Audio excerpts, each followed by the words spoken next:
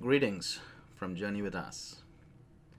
Today I want to look at the life of Abraham and ask ourselves a question.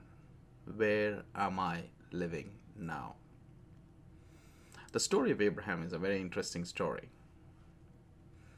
We find the story mentioned in the early chapters of the book of Genesis, the first book in the Bible, and you find about him, his family, towards the end of chapter 11, beginning of chapter 12.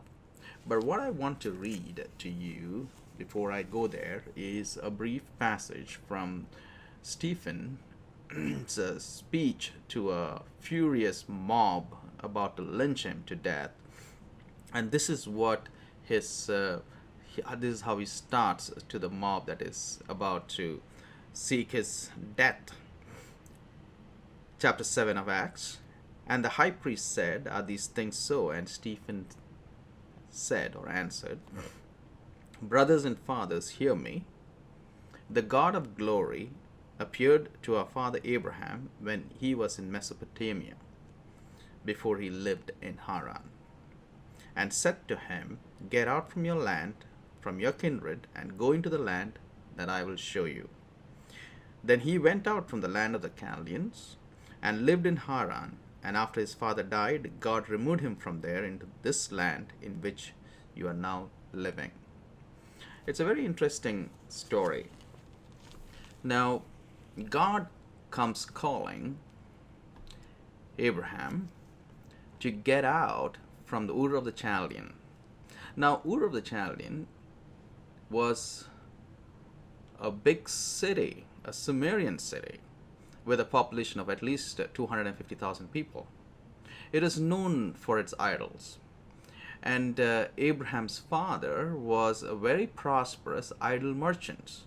They had around 200 idols, and he dealt, it looks like, according to tradition, with every one of them. Now, Ur of the Chaldean actually characterizes a certain darkness, a certain death. And out of there, God is calling Abraham to follow him. Now, there is a contrast that we need to understand. When we go to the chapter 11 of Genesis, you find a group of people coming together who says, let's build a city for ourselves and a name for ourselves.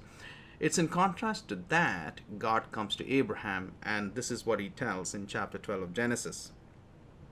Verse 2, "And I'll make of you a great nation, I'll bless you and make your name great, so that you will become a blessing." That study in contrast, we will look at it another time. But what happens is Abraham leaves with his father and his wife and nephew, and he's set out heeding the call of God. And now he's come to a place called Haran, and he's stuck there.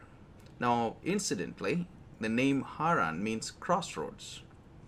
So in a way, he had come to a crossroad and he's stuck there for almost 15 years before he moves ahead again. And we see in chapter 12 and verse 1 that again, Abraham, the Lord said to Abram, "Go from your country and your kindred and your father's house to the land I will show you." God doesn't leave someone whom God has called. So God is coming again. While he is at this crossroads, stuck there, God is calling Abraham again to follow him to the land of promise. It's interesting that in those 15 years, it took the death of his father before he would leave Haran to move on, heeding the call of God in his life. And then you see the amazing story of Abraham as he steps out in faith and goes on. My question to you and to me today is this: where are we living? Every one of us are living in one of these places. Is it the Ur of the Chaldean, which is characterized by death and darkness? A land which has no light. Its people are idol worshippers. Its people are people who are blinded, who have not seen the light. But we know that God came seeking you and me in the person of Jesus Christ, God in human flesh. He is the day star from on high. He is the morning star which breaks forth into the darkness we find ourselves in. Maybe you have heard his call and you have stepped out in faith, trusting Jesus, and even as you are going, you have come to a crossroad in life, like Abraham in the land of Haran, and you're stuck there. For whatever reason, you are stuck there from obeying the voice of God and moving forward. God is gracious. He doesn't let go of his people, even if it means the death of a dear one. Abraham lost his father, Terah, in Haran, before he could move again. 15 years is a long time, but God is a patient and long-suffering God. And then Abraham moves from Haran into the desert, not knowing where he is going. And that is an amazing story it's an adventure filled with new stories every day of God's faithfulness. And that is what God is calling us to live the Ur of the Chaldean, the darkness. He is inviting us into his light.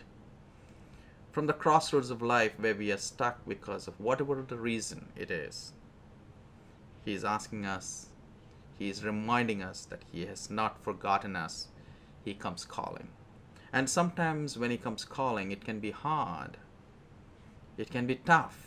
It can be painful. But remember, it's only because he loves us too much. And even as he comes calling, it is only so that he could lead us to a life which is more than life itself. To enjoy the very life of God. Life more abundant. Life which is qualitatively different. A life that is eternal. It is to that God calls you today. Will you heed the call of the Master?